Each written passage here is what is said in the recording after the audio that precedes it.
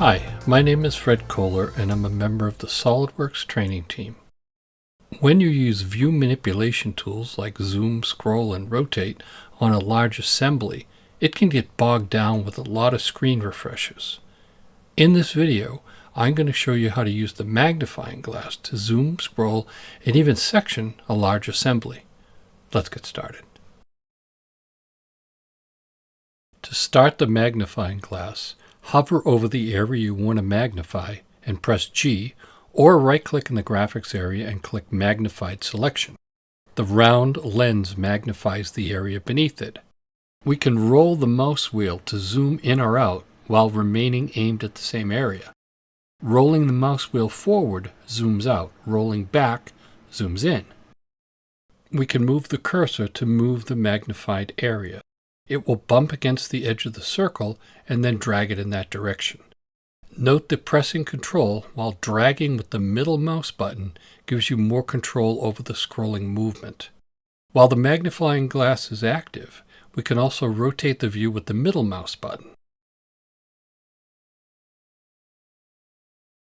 Press G again or just click off the model to turn off the magnifying glass. Let's use the magnifying glass with mates to move a loose fastener into position. I'll hover over this section and press G. Next, I'll press the Control key and select the cylindrical face of the bolt. Note that the magnifying glass will close if you don't Control select. I'll rotate the view a little with the mouse, press the Control key, and select the cylindrical face of the hole, and click Concentric from the context menu. Lastly, I'll use the magnifying glass to section the assembly, digging down to access a specific component. I'll press G over the vent area to magnify that portion of the model. Pressing the Alt key while rolling the mouse wheel forward sections the assembly. When we're deep enough to see it, I'll right-click a face of the fan blade too, and click Open Part in Position.